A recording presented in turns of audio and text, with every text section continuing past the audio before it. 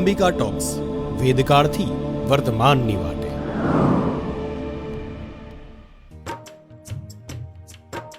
નમસ્કાર. આરાસુરના આંગણે ગબ્બરના ગોખે અંબિકા ટોક્સમાં આપ સૌનું સ્વાગત છે. હમણાં જ આપણે વૈદ્યનાથ શક્તિપીઠ વિશે વાત કરી. બિહારની ત્રીજા નંબરની શક્તિપીઠ એટલે મગધ શક્તિપીઠ. ગબ્બરની પરિક્રમા માર્ગ પર ત્રીજા નંબરની શક્તિપીઠ જે સ્થાપિત કરવામાં આવી છે તેનું નામ છે મગધ શક્તિપીઠ. આવો જાણીએ મગધના મહિમા. જય અંબે. માગધે દક્ષ જંગામે વ્યોમકેશસ્તુ ભૈરવમ સર્વાનંદ કરી દેવી સર્વાનંદ ફલપ્રદા.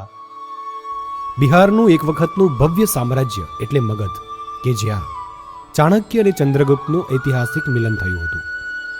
બિહારની રાજધાની પટણામાં સિટી ચોકથી લગભગ 5 કિલોમીટર દૂર મહારાજગંજમાં આ મંદિર આવેલું છે. તે પટણેશ્વરી દેવી તરીકે ઓળખાય છે. જો કે મૂળ શક્તિનું નામ સર્વાનંદ કરી છે. મહિષાસુરના વધ પછી સર્વત્ર આનંદમય વાતાવરણ નિર્માણ પામ્યું હતું.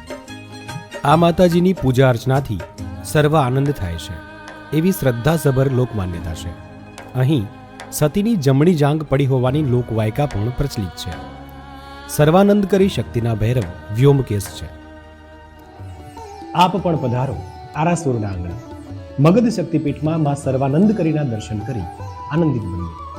માની કૃપા સમગ્ર વિશ્વમાં વ્યાપ્ત રહે તેવી આશા સાથે અંબિકા ટોક્સના માધ્યમથી આપણા ચોથા એપિસોડમાં કોલ્હાપુર સ્થિત આપણે કરવીર શક્તિપીઠ વિશે વાત કરીશું.